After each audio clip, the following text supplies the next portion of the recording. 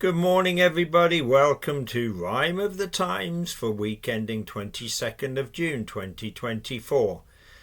The Tory campaign continues to sputter and stutter, and British politics sinks further into the gutter with inadvisable flutters. Economists' cynicism is utter over Tories and Labour being tax cutters. Farage's comments about Russia cause a mutter, but that's Nige's bread and butter. McIlroy let down by his putter. Since he stood in front of number 10 in the rain, Sunak's campaign has turned into a campaign. And while Sunak was getting himself soaking wet, a close aide of his was winning a bet. Craig Williams put a ton on when the election would be and got it spot on, unsurprisingly. Sunak so far has refused to be knee-jerk, as more Tory betters have crawled from the woodwork. He's waiting for the findings of the Gambling Commission before making any substantial decisions. Meanwhile, economists generally agree, after giving all the manifestos the third degree, that none of the parties have shown much compunction about the use of speculative assumptions, like assuming that tax collection efficiency will provide enough cash for a magic money tree. Even Tories who've failed with this for years seem to think they'll have cash coming out of their ears by squeezing money out of tax evaders, from billionaire dodgers to dodgy sole traders. And to fund promised tax cuts, they also will cut migration and the benefit bill. Meanwhile, left-leaning parties will change tax laws so that the rich in society pay a bit more. But Labour insist working people can relax because they will not be hitting them with more tax. Critics then ask for a definitive version of who exactly is a working person. It seems trying to be economically foolproof requires being economical with the truth. But on Monday we were shown a whole new level of providing no detail, thus avoiding the devil.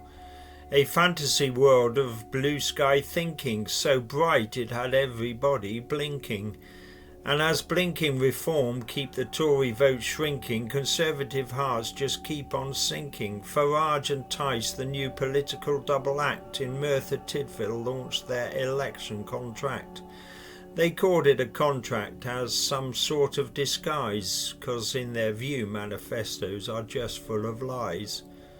Already confused? Now look at the figures, all based on the economy getting much bigger. Ambition to make even Liz's eyes water, but widely criticised from every quarter. For Nige, though, it's water off a duck's back as he went into a mode of all-out attack. For the moment being, the main opposition is the aim of this firebrand politician. He then hopes by the election in 2029 Reform UK will be ready for the big time. It seems many voters want to roll the dice, tired of convention. They're ready to be enticed by the sugar and spice and all the things nice being offered by Messrs Farage and Tice.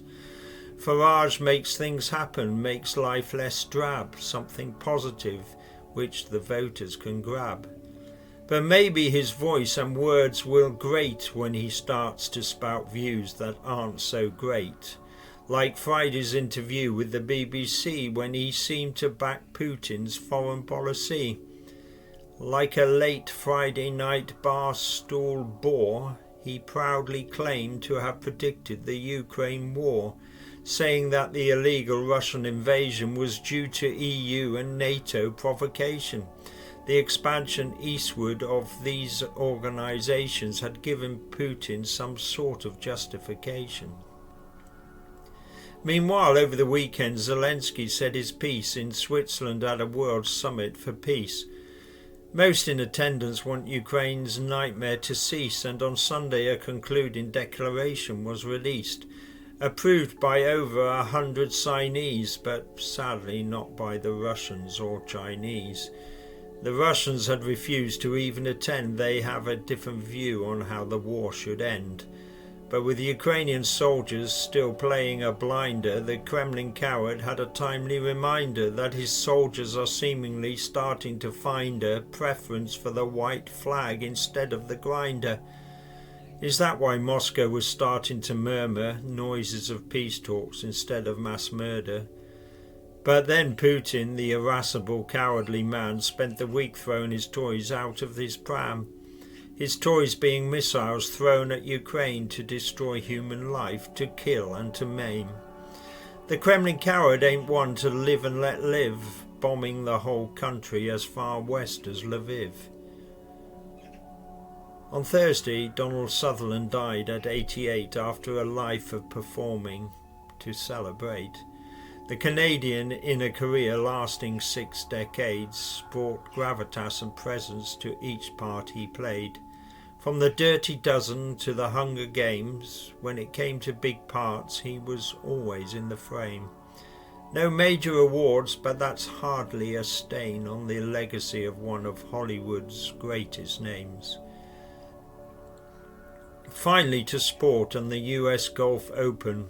On Sunday, Rory McIlroy once more was choking from the pressure of 10 years of failing to add another major to the 4 he already had. With 4 holes to play, by 2 shots he led, and it looked like his demons had finally fled. Then the bogeyman once more appeared in his head.